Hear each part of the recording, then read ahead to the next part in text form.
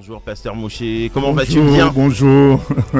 Bien dormi, bien réveillé? Oui, bien réveillé par la grâce de Dieu. Sous la pluie? Enfin non, c'est notre neige ici.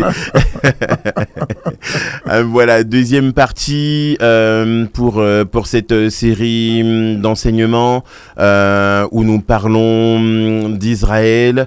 Donc juste ce titre, tu reviens avec Horizon Louange, et après on va te laisser introduire par la prière, peut-être faire un petit résumé de ce qu'on a vu hier, pour enchaîner sur la deuxième partie aujourd'hui. Eh oui, Seigneur, nous nous attendons juste à toi encore aujourd'hui. Les nations s'attendent à toi. Et c'est la raison pour laquelle nous voulons juste de toi, de ta parole, de ton Saint-Esprit dans notre vie chaque jour. Merci Pasteur Moshe et à toute l'équipe d'être présente encore aujourd'hui. Du coup, Pasteur Moshe, on te laisse la place pour continuer notre série. Nous allons introduire par la prière. Seigneur, nous venons te demander tes éclaircissements. Tout ce que nous voulons faire, c'est faire ta volonté, Seigneur, à travers ces rappels et ces enseignements. Parle-nous et fais en sorte que nos cœurs soient transformés, toujours attachés à toi et à ta parole. Au nom de Jésus, Amen. Voilà, nous avons décidé de parler d'Israël parce que ça a été une grande actualité pendant cette année. Donc ça a tenu le monde entier en haleine à cause de la guerre à Gaza. Et donc, certains chrétiens ont été acculés, harcelés, et poussés par, que ce soit les païens, que ce soit les musulmans, à prendre position contre Israël et d'autres à fuir carrément les confrontations parce que ne sachant pas quoi dire, parce qu'il y a quand même l'évidence des gens qui souffrent quand on voit la télé, et puis d'un autre côté on se dit mais c'est quand même notre Dieu, le Père de Jésus, c'est le Dieu d'Israël. Voilà, donc si les gens sont troublés, et nous voulons pas que les gens soient troublés. Jésus a dit je vous donne ma paix. Voilà, les enfants de Dieu ne doivent pas être troublés, et Dieu se sert de petits instruments comme nous pour essayer d'éclairer les enfants de Dieu afin qu'ils soient en paix, qu'ils aient une position. La position, c'est pas être contre les Palestiniens et pour les Israéliens. La position, c'est être pour la Bible. C'est ça la position d'un chrétien. C'est être pour la Bible. Et la Bible nous enseigne à aimer tous les hommes. Donc il n'y a pas de problème là-dessus. Nous devons aimer les Arabes, tout comme les Juifs, tout comme les athées. Nous devons aimer tous les hommes. Et nous devons surtout nous attacher à notre Dieu. Voilà, c'est ça qui est le plus important. C'est le rappel que nous voulons faire. Donc reprendre les Écritures qui sont la base de notre foi. Si aujourd'hui nous croyons, c'est parce que nous avons lu la Bible ou quelqu'un nous l'a lu. C'est pour ça que nous croyons. Et nous ne voulons pas, à travers certaines positions ou attitudes, renier notre propre racine. C'est pourquoi nous voulions reprendre les passages bibliques qui pourraient nous éclairer concernant tout ce qui se passe aujourd'hui. Et hier, nous avons commencé, donc notre thème global s'appelle Israël et l'Église. Et hier, nous avons commencé par décrire la naissance d'Israël, comment Israël est venu à l'existence.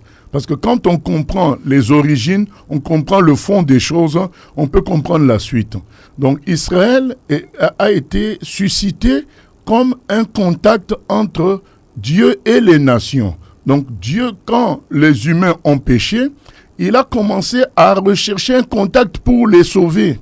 Et au début, il a utilisé des humains, un à un par génération, Abel, et ensuite Noé, et puis il y a eu un homme spécial, Abraham, qui a eu vraiment foi extraordinairement en Dieu. Et à partir de lui, Dieu fait une alliance, donc une forme de contrat, comme quoi les descendants d'Abraham continueront avec le contrat d'Abraham, alors qu'avant c'était ses choix, lui Dieu personnel, qui choisissait à chaque génération un point de contact avec les humains. Voilà. Maintenant, à partir d'Abraham, il y a une alliance entre Abraham, un contrat pour les descendants également. Donc, après Abraham, Isaac continue le contrat, et ensuite après Isaac, c'est Jacob. La différence maintenant avec Jacob, c'est que entre-temps, Dieu lui donne le nom d'Israël, qui a combattu avec Dieu. Et ensuite, Dieu étend son alliance pas seulement avec un seul fils de Jacob, mais avec tous les 12 fils de Jacob.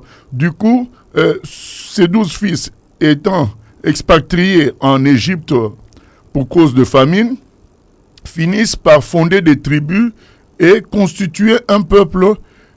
Et après la délivrance de Dieu, quand Dieu les délivre de l'Égypte, ils deviennent le peuple de Dieu. Dieu signe une alliance avec ce peuple à travers Moïse. Et donc nous avons lu le Exode 19, 5 à 6, qui montrait combien,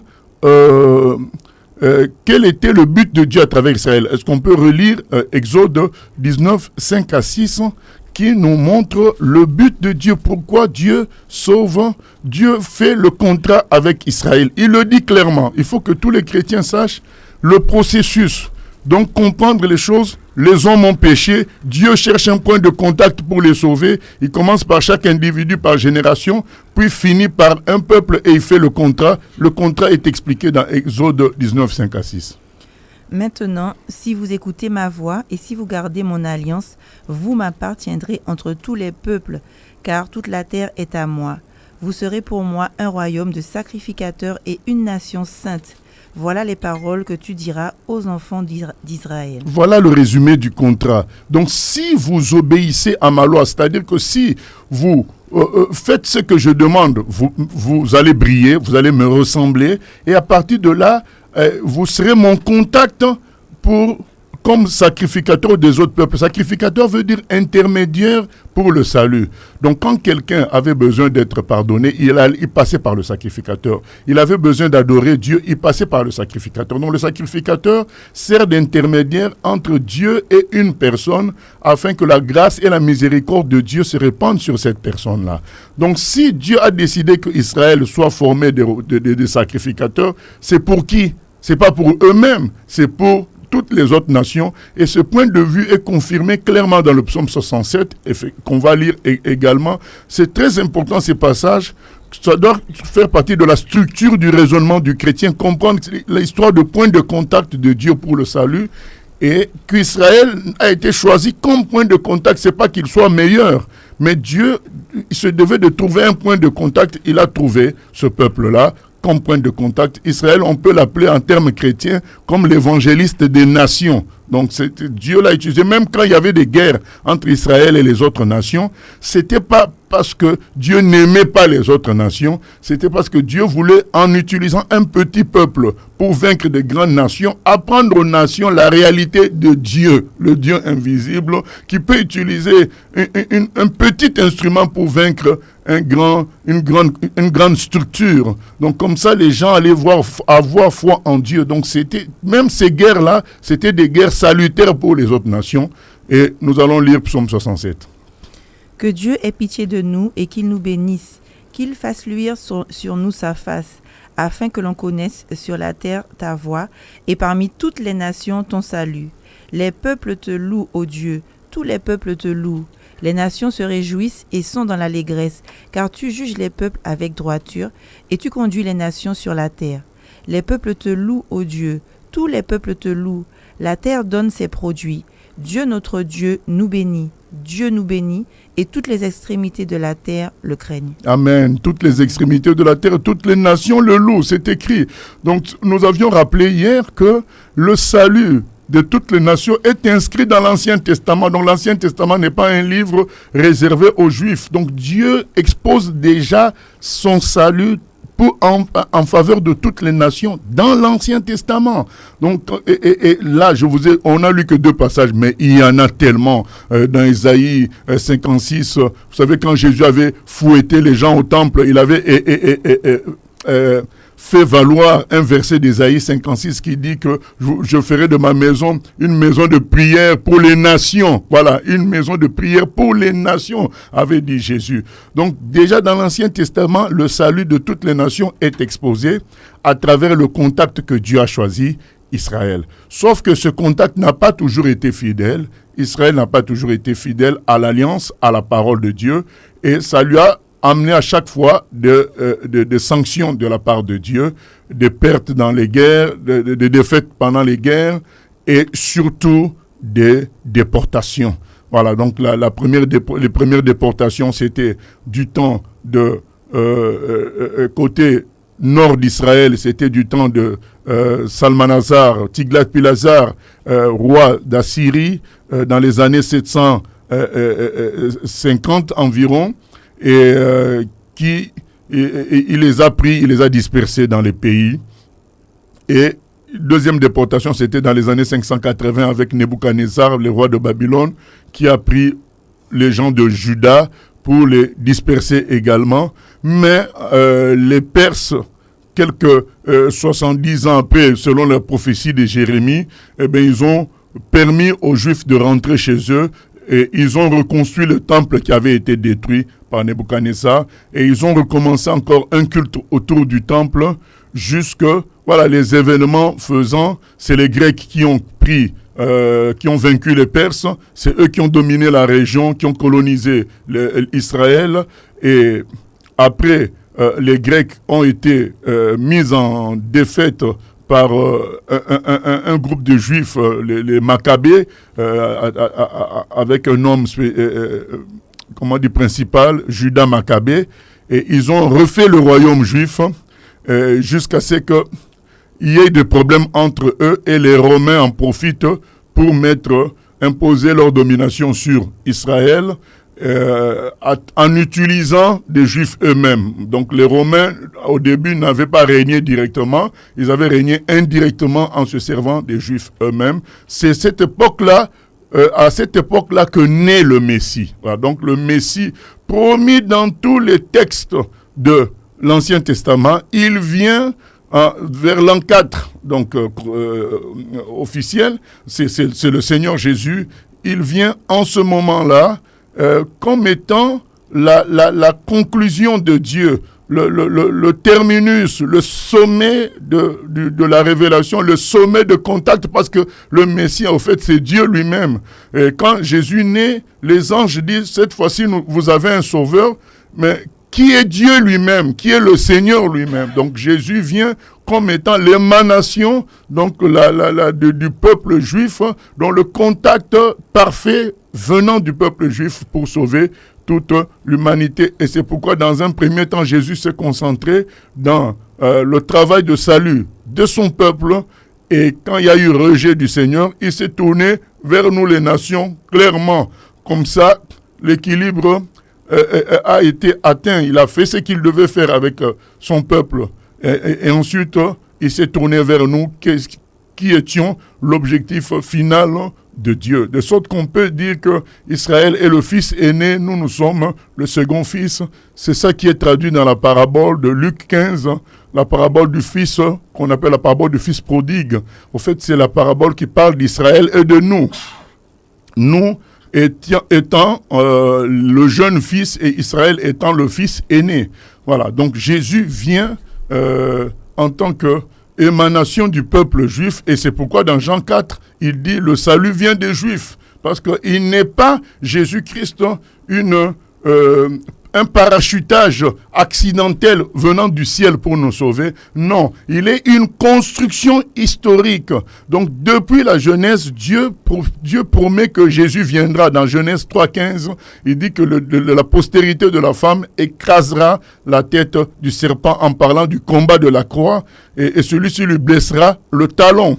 Et depuis Genèse 3,15, tous les livres, dans Jean 5,39, Jésus explique que tous les livres de l'Ancien Testament parlent de lui. Donc Lévitique parle des sacrifices, et tous ces sacrifices-là ont été remplacés par le sacrifice du Seigneur. Voilà. Donc tout ça pour nous dire que Jésus n'est pas un accident, un parachutage céleste, il est une construction céleste à travers toute l'histoire de Dieu avec l'humanité, dont la première partie se concentre sur le peuple d'Israël. Voilà, donc quand nous parlons de Jésus, nous ne pouvons pas le détacher du peuple d'Israël. Parce que si nous le détachons de ça, nous détachons Jésus donc de l'histoire du salut de Dieu envers l'humanité. Et c'est complètement faux. Donc c'est une construction. Et lui-même affirme ça en disant dans Jean 4 que le salut vient des Juifs. Voilà, donc c'est très important. C'est ce que et finalement, donc nous avions dit hier qu'à l'an 70, selon les prophéties du Seigneur, eh bien, le temple a été détruit. Selon la prophétie du Seigneur, le temple a été détruit. Et dans un premier temps, les Juifs ont été interdits d'être à Jérusalem. Et ils sont partis beaucoup, les prêtres sont partis plutôt en Galilée, à Tibériade. C'est là que ils ont notamment constitué le canon de l'Ancien Testament dans la ville de Jamnia. Et en l'an 130, il y a eu une révolte des Juifs dirigée par un certain Bar Kokhba, dont le fils de l'étoile, un type qui s'est présenté comme une forme de messie. Ça n'a pas marché. Adrien, l'empereur romain de l'époque, a écrasé brutalement la révolte, totalement la révolte, et il a rasé complètement la ville de Jérusalem, et il a transformé en une ville romaine en lui donnant le nom de Ilia Capitolina, et il a changé carrément le nom de la province de Judée. C'est devenu Palestine, comme nous l'entendons aujourd'hui, mais à l'époque c'était la Judée, et c'est les Romains qui, voulant effacer toute trace juive de la région, ont donné ce nom-là de Philistine, de Palestine à cette région. Donc nous nous étions arrêtés là. Aujourd'hui, nous voulons parler... oui. Oui, j'ai une question par rapport à ce que tu as dit. Jésus vient des Juifs. Aujourd'hui, nous entendons toutes sortes de théories sur le fait que Jésus viendrait de l'Égypte avec les pyramides et puis un personnage qui s'appelle Aménie. Donc ça, c'est complètement faux. Mais vous voyez, la Bible est sérieuse dans tout ce qu'elle nous produit, dans tout ce qu'elle nous présente. Vous voyez bien que quand Jésus-Christ est présenté, il n'est pas présenté seul. Il est présenté avec une généalogie. C'est pour écarter toutes ces bêtises-là. Il y a une généalogie dans le livre de Luc qui, depuis Adam même, voilà, Luc remonte jusqu'à Adam. De Adam à Jésus, il y a eu un tracé pour savoir quels ont été les ancêtres de Jésus, et dans Matthieu également. Donc Jésus, il y a une traçabilité totale sur lui. Donc il y a pas, ça ne laisse pas la place à des élucubrations, voilà, de gauche à droite. Voilà. Donc aujourd'hui, nous allons parler de la naissance de l'Israël moderne. Voilà, parce que hier c'était l'Israël historique biblique. Aujourd'hui, nous allons parler de la naissance de l'Israël moderne, dont l'histoire est peu connue des milieux chrétiens, puisque comme dans le milieu chrétien, il y a comme une sorte de logique de remplacement des Juifs par l'Église. Ben, les gens ne s'intéressent pas trop à ce qu'est Israël, parce qu'ils considèrent inconsciemment que l'Église a remplacé Israël, ce qui est faux, hein, on verra ça demain. Donc dans Romains 11, l'apôtre Paul explique bien que l'Église n'a pas remplacé Israël, l'Église a été greffée sur Israël. Donc c'est ce qu'on verra demain. Et aujourd'hui, nous voulons parler de l'histoire de la construction d'Israël, afin que nous soyons au courant de certaines choses et puissions avoir des réponses par rapport à ce que nous entendons et voyons à gauche, à droite. Voilà. Nous commençons par donner les prophéties qui annoncent cette reconstruction. Parce que c'est très important de comprendre que la reconstruction d'Israël, ça vient de la parole de Dieu. Ce ne sont pas les hommes qui reconstruisent Israël, c'est Dieu qui l'a promis. Nous avons fini notre épisode d'hier en disant qu'ils ont été dispersés, donc par Adrien à l'an 130, dans toutes les nations. Et donc pendant environ 2000 ans, ils ont été privés, sauf toujours un reste qui a été dans les environs, privés d'être à Jérusalem, privés d'être dans la région, parce que les Romains et les puissances qui sont venues plus tard ne l'ont pas voulu. Donc mais tout ça procède de prophéties bibliques. C'est ça la vérité. Donc nous lisons Amos 9, 14 à 15. Amos 9, 14 à 15. Ensuite, nous lirons Ézéchiel 36, 24.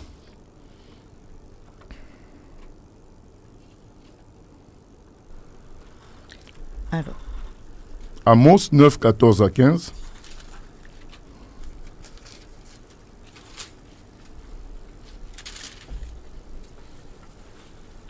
je ramènerai les captifs de mon peuple d'Israël.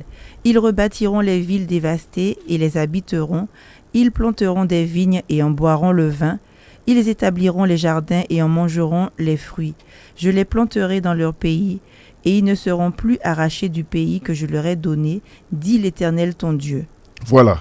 Donc, nous voyons bien le retour d'Israël prophétisé clairement. Alors, certains diront, mais ça a déjà eu lieu après la destruction du premier temple. Mais oui, mais sauf que après, ils ont été chassés à nouveau. Or, dans la prophétie que Aline vient de lire, on voit bien que personne ne les enlèvera plus. Voilà, c'est écrit, cette fois-là, personne ne les enlèvera. Il s'agit bien de notre époque. Donc, c'est cette époque-là, et nous allons vous démontrer comment, malgré tout ce qui a été fait pour les sorties d'Israël, ils sont toujours là. Voilà. Nous continuons, nous lisons Ézéchiel 36, 24.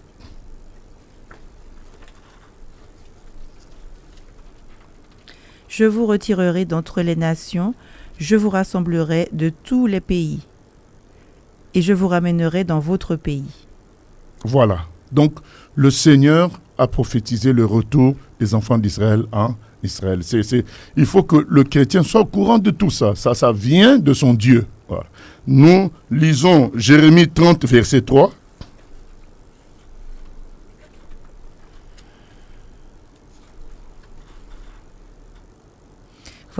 Voici, les jours viennent, dit l'Éternel, où je ramènerai les captifs de mon peuple d'Israël et de Juda, dit l'Éternel.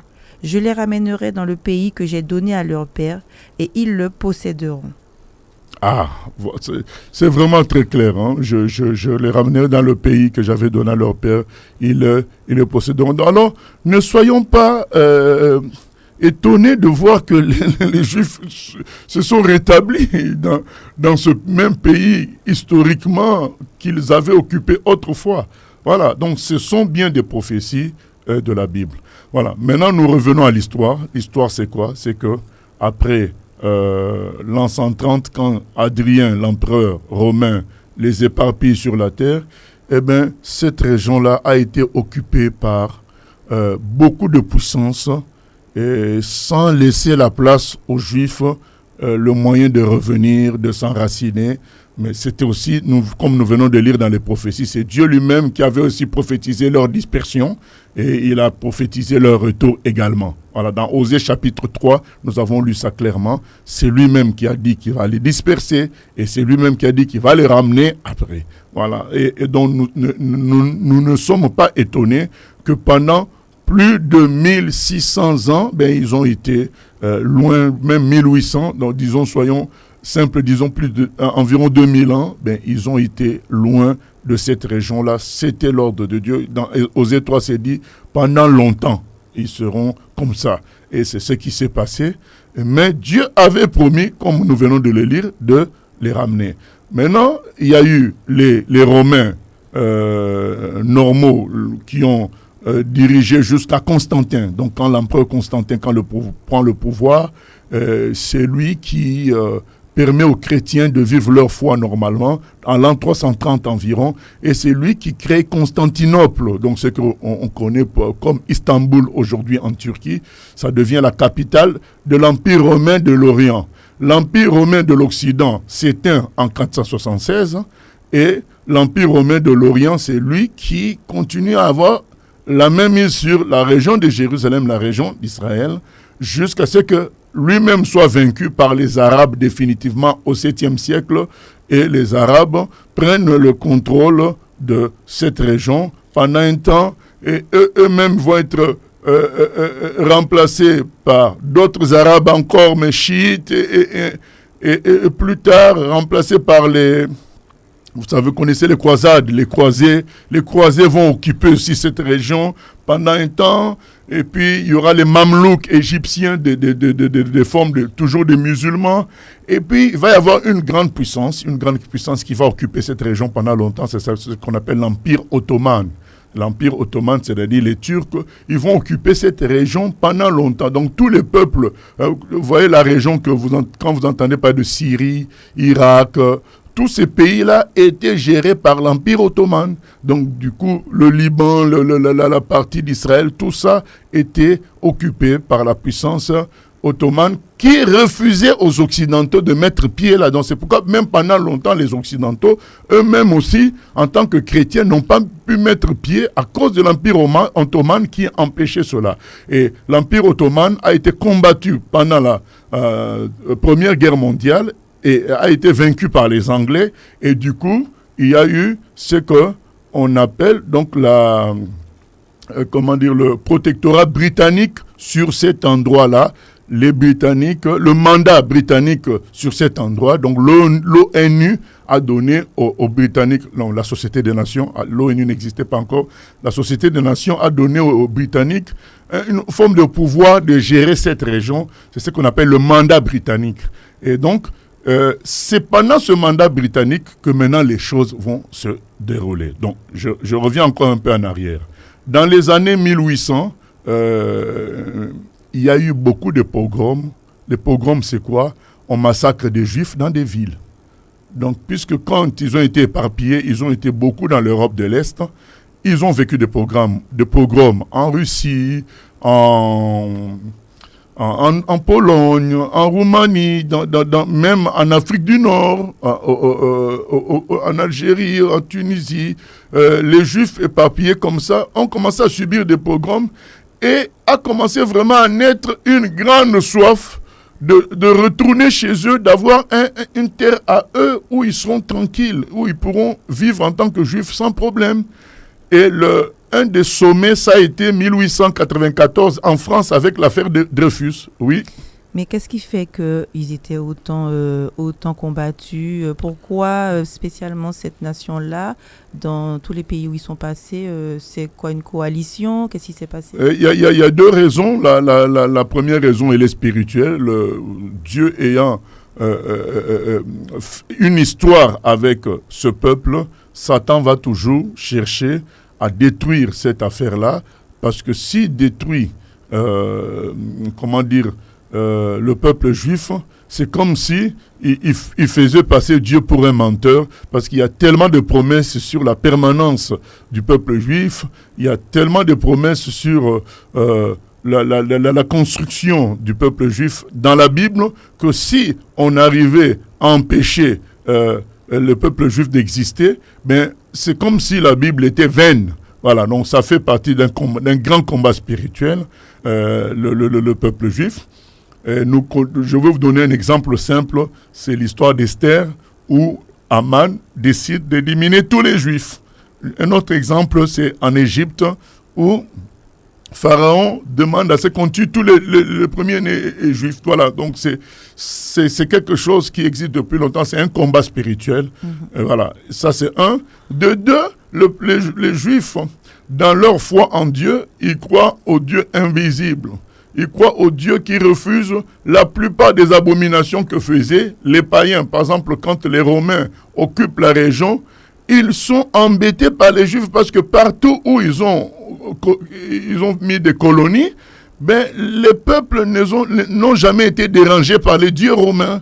Mais arrivés en Judée, ben, les Juifs ne supportent pas de voir même les légionnaires romains se promener avec des statues, des insignes sur leur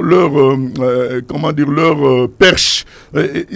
Ça crée des troubles. Donc, c'est-à-dire la vie du peuple juif est un miroir qui montre le péché des autres nations. Voilà, donc le fait de croire à un Dieu invisible, de refuser l'idolâtrie, de toutes les lois que nous connaissons concernant l'impureté, tout ça, eh bien ça gênait les autres peuples. Et aussi le fait de ne pas se prosterner devant les hommes, parce que la plupart des pays de l'époque avaient le roi était en même temps une forme de Dieu. devant lequel on devait se prosterner, et les Juifs refusaient ça. Alors donc à chaque fois, ils avaient des problèmes partout, parce qu'ils conservaient leur singularité. En conservant leur singularité, ils devenaient une gêne pour les autres peuples, et c'est ce qui se passe tout le temps, donc partout où ils sont.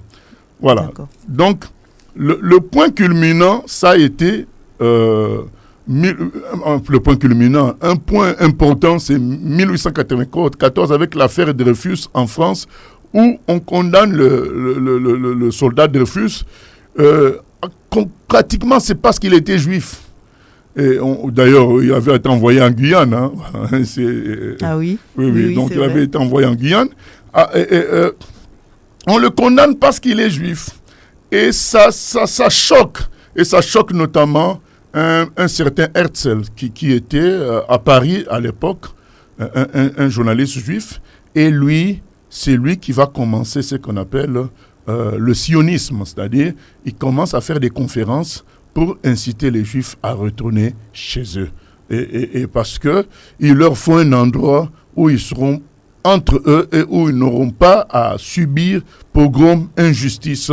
Voilà. Donc, ce n'était même pas un juif religieux.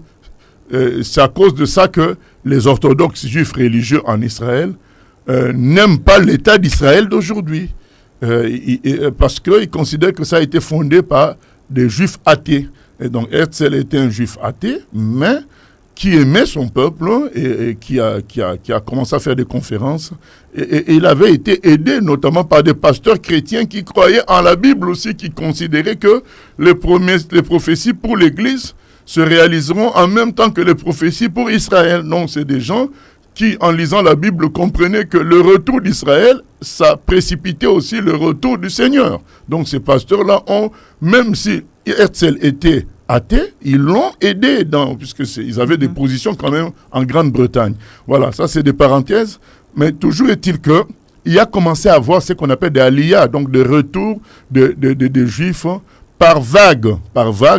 Et ils commençaient à s'installer dans la région. Ils ont créé ce qu'on appelle le foyer juif mondial, qui commençait à acheter des terres aux Arabes qui étaient dans la région pour augmenter l'espace vital de Juifs, donc pour faire l'agriculture, des choses comme ça. Et ils achetaient aussi des terres aux Turcs, puisque c'est les Turcs qui étaient les chefs de la région. Donc là, il n'y a pas encore la Première Guerre mondiale. Et maintenant, quand il y a la Première Guerre mondiale, il y a ce qu'on appelle la déclaration de Balfour. C'est un ministre des Affaires étrangères anglais qui fait une déclaration comme quoi il faut que les nations s'entendent pour trouver aux Juifs un endroit à eux. Voilà, parce qu'ils sont persécutés partout. Et cette déclaration a favorisé dans un premier temps les Juifs à retourner facilement en Israël, sauf que l'Angleterre, entre-temps, a changé de casquette, a retourné sa veste, et n'a plus voulu de Juifs dans cette région-là. Et ils ont émis un livre blanc interdisant aux Juifs d'y aller. Et il y avait même des lois qui interdisaient aux Arabes de vendre leur terrain à des Juifs. Et maintenant, c'est là que les Juifs ont usé d'un certain terrorisme vis-à-vis des Anglais pendant un temps pour s'imposer quand même malgré tout. Donc il y avait déjà des luttes entre Arabes, entre Juifs dans la région, mais toujours occupées par, là cette fois-ci par les Anglais. Donc après les Ottomans géraient bien à peu près la situation, mais c'est quand c'est les Anglais qui ont pris la place, les troubles n'ont cessé d'augmenter, et c'est là que la Deuxième Guerre mondiale arrive. Et quand la Deuxième Guerre mondiale arrive, vous connaissez la suite, c'est que 6 millions de Juifs meurent dans les camps de concentration et ailleurs. Et ça fait que le monde entier décide quand même de tabler sur cette affaire-là.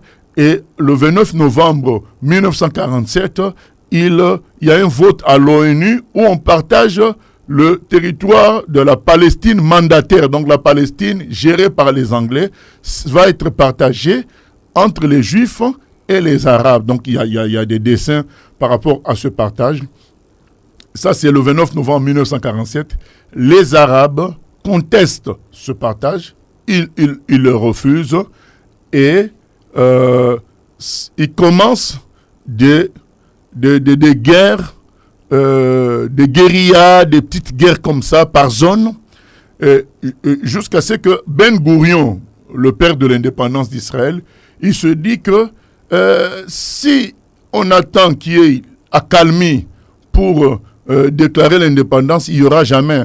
Donc autant déclarer l'indépendance et faire d'Israël un pays, et puis commencer maintenant à fonctionner vraiment en tant qu'un pays, même s'il faut commencer par la guerre. Voilà. Et le 14 mai 1948, contre toute attente, Ben Gourion déclare l'indépendance d'Israël. Et en ce moment-là, comme Israël s'est déclaré indépendant, il est devenu un pays, eh bien 5 pays arabes se sont permis maintenant de faire une coalition pour pouvoir éliminer Israël complètement, les Juifs complètement, les sortir d'Israël, puisque c'est devenu un pays. Quand c'était juste un peuple, c'était difficile que le pays décide de les attaquer. Il le faisait à travers les Arabes du coin. Mais maintenant, quand ça devient un pays, la guerre éclate, on appelle ça la guerre de l'indépendance, et 5 pays, Égypte,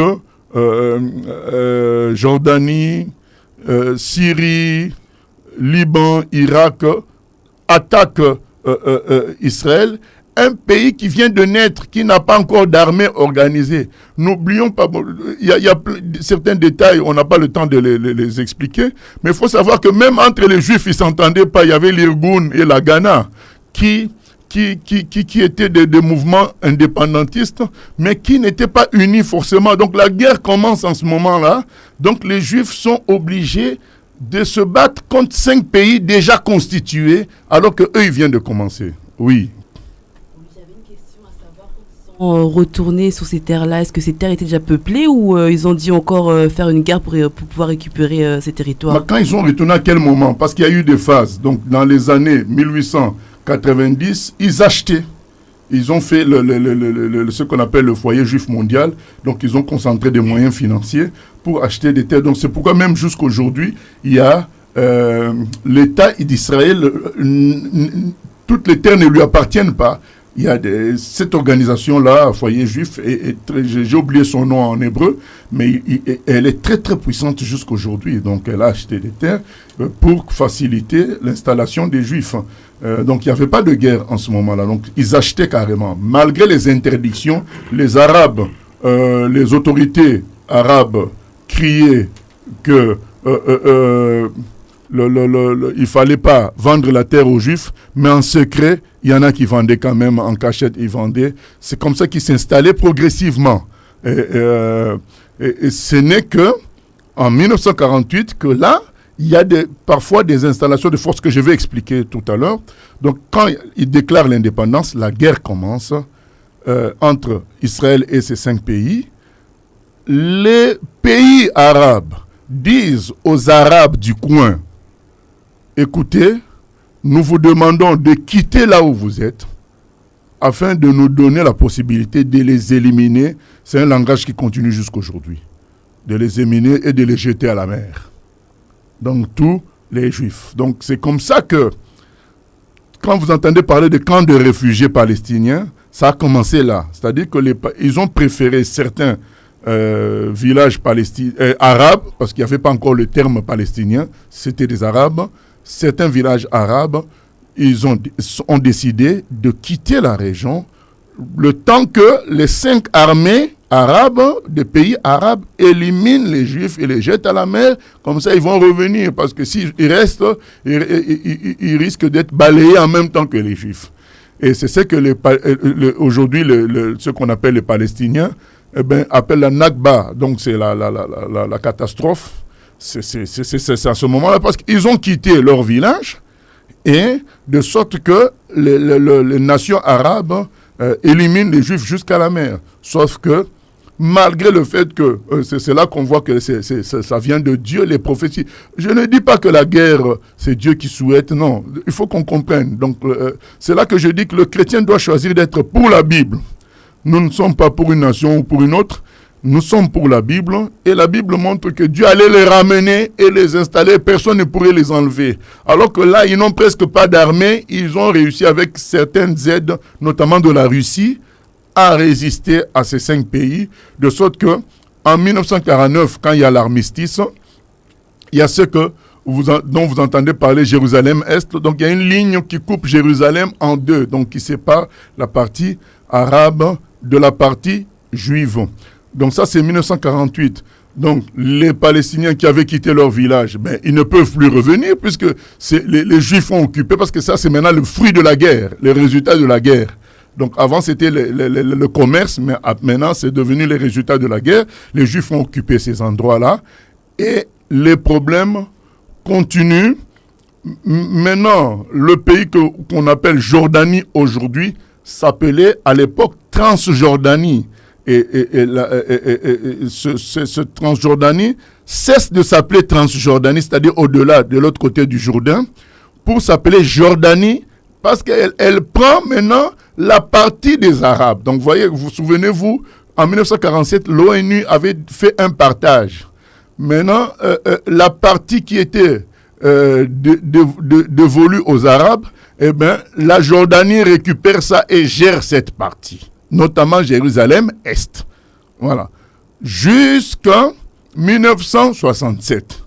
C'est pourquoi il faut comprendre ces choses-là, parce que si vraiment les pays arabes voulaient créer un État Palestine, ils en avaient les moyens en 1949. Donc quand l'armistice est signé, l'arrêt de la guerre, ils pouvaient dire, la partie qui est restée du côté arabe, on en fait un État qu'on appelle Palestine. Ils n'ont pas fait ça. Ils ont plutôt... la Jordanie s'est emparée de cette partie-là.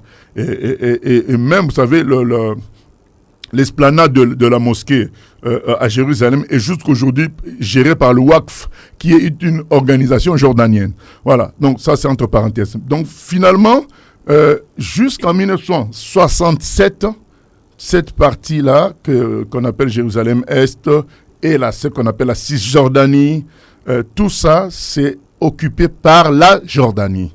Et en 1967, les nations arabes, une fois de plus, 5 nations, font une coalition pour attaquer Israël. Mais Israël va les attaquer préventivement 2 jours avant leur attaque, parce qu'Israël avait un espion auprès du président Nasser égyptien.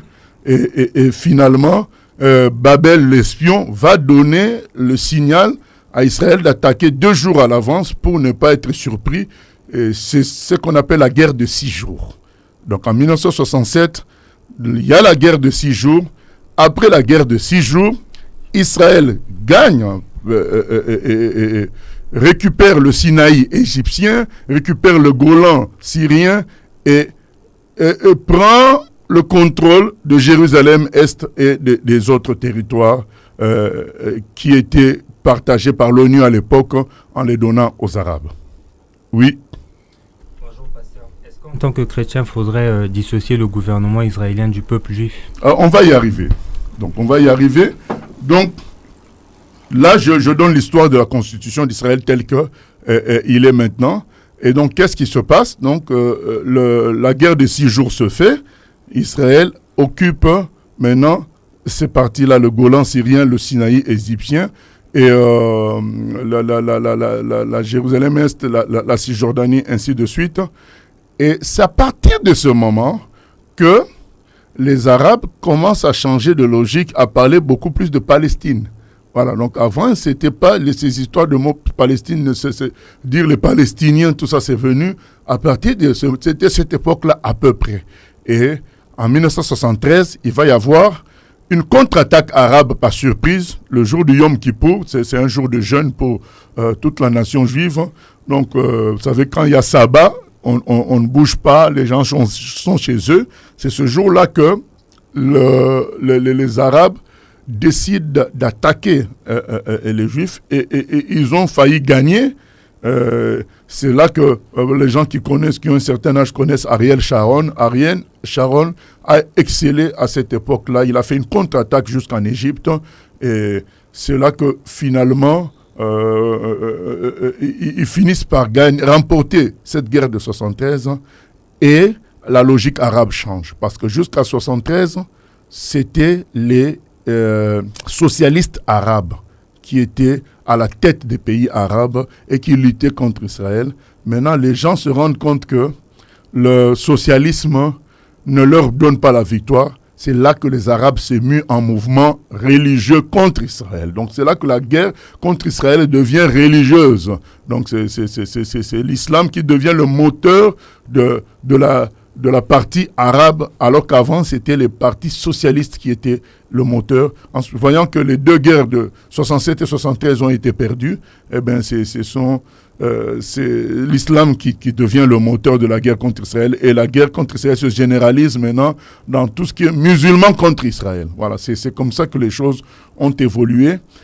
Et finalement, dans les années 78-79, l'Égypte prend un tournant à travers Anwar, leur président Anwar el-Sadat.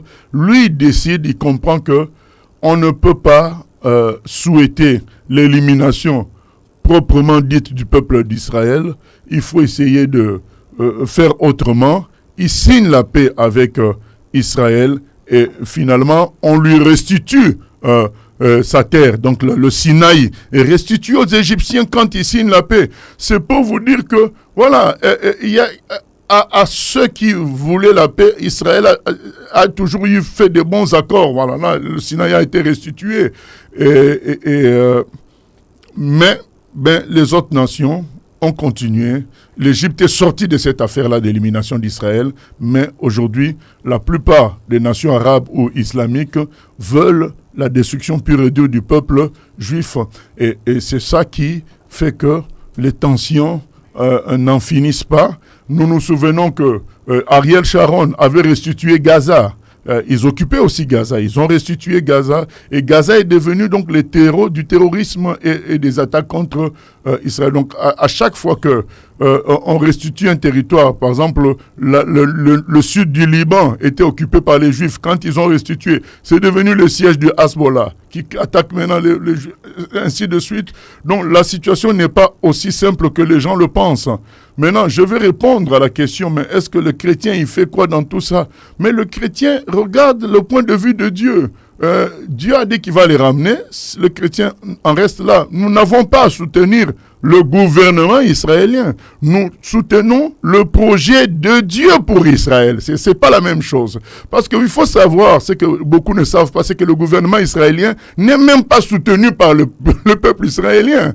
Aujourd'hui, si on faisait un vote impartial, Netanyahou ne passe pas. Donc il est haï aussi là-bas. Donc il ne faut pas penser à l'État d'Israël comme un État univoque, donc avec un seul courant. Non, pas du tout. L'État d'Israël, on dit, il y a un proverbe qui dit, là où il y a deux juifs, il y a trois opinions. Donc les juifs passent leur temps à s'opposer, à discuter, à avoir des opinions différentes. Donc c'est pas parce qu'un groupe de juifs a fait un acte, il représente l'État d'Israël. Donc ce que peut faire le gouvernement israélien ça ne veut pas dire que c'est tout Israël qui supporte ça. Vous savez ce qui s'est passé le 7 octobre? Ça a eu lieu chez les Juifs qui étaient le plus proches des Arabes, c'est-à-dire qui aimaient le plus les Arabes, c'est-à-dire les socialistes juifs. Ils considéraient que on va construire une nation ensemble dans la paix, dans la joie, donnons-leur du travail, partageons les choses ensemble. Mais entre-temps, les Arabes, ils ont pris les adresses de tout ce des armureries quand ils venaient travailler. Et du coup, quand il y a eu le 7 octobre, ils connaissaient là où ils allaient tuer, là où ils allaient tout faire.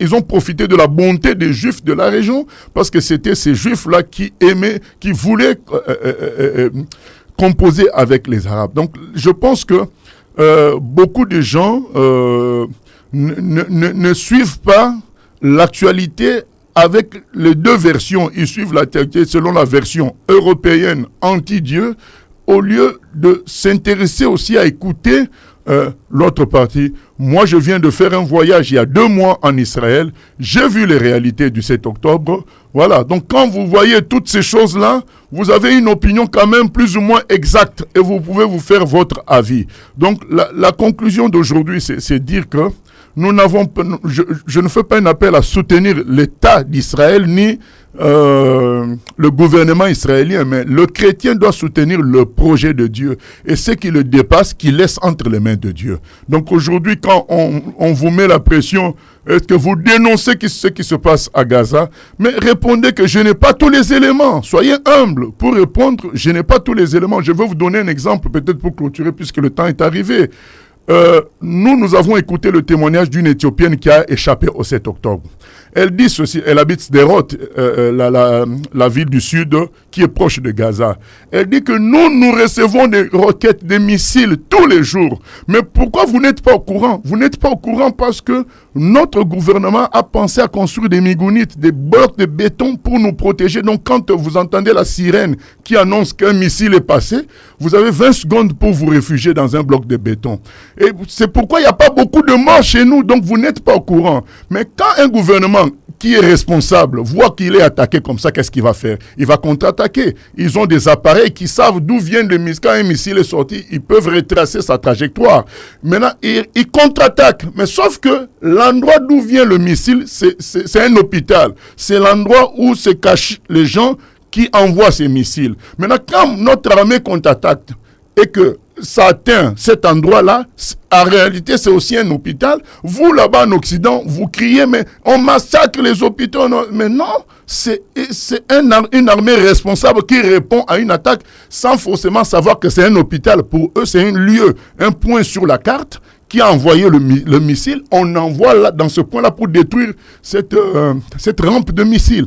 Donc, vous voyez, donc, ce sont des réalités comme ça que quand vous ne connaissez pas, vous suivez les infos à la surface, vous êtes déstabilisé, vous vous dites ceci, cela. Moi, je ne dis pas qu'il faut qu'on soutienne le gouvernement israélien ni l'État Israël bêtement. Je dis tout simplement que nous devons soutenir le projet de Dieu en faveur d'Israël et nous garder de donner des avis sans avoir tous les éléments.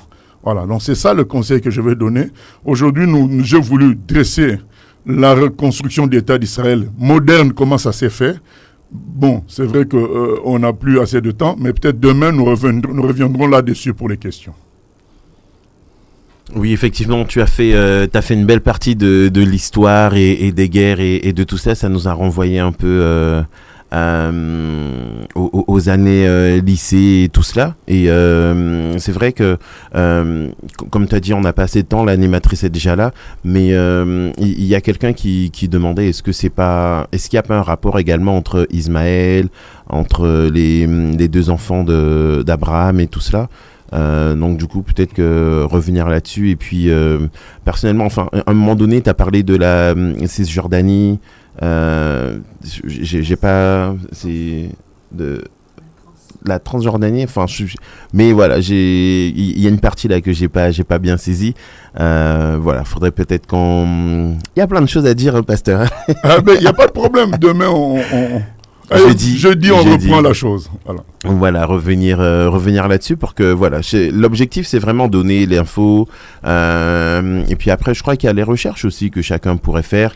C'est ça le but. Le but de tout ça, c'est que chacun ait les bonnes informations et cherche au lieu de se laisser abreuver par d'autres sources. Donc chercher soi-même, lire la Bible et aller dans les infos données par les deux camps. Voilà, c'est très important.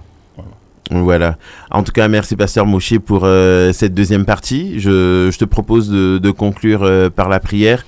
Et s'il y a des questions, s'il y a des choses, vous n'hésitez pas, vous pouvez les envoyer au 06 94 98 81 91, 06 94 98 81 91, et nous allons nous faire un plaisir de pouvoir y répondre jeudi.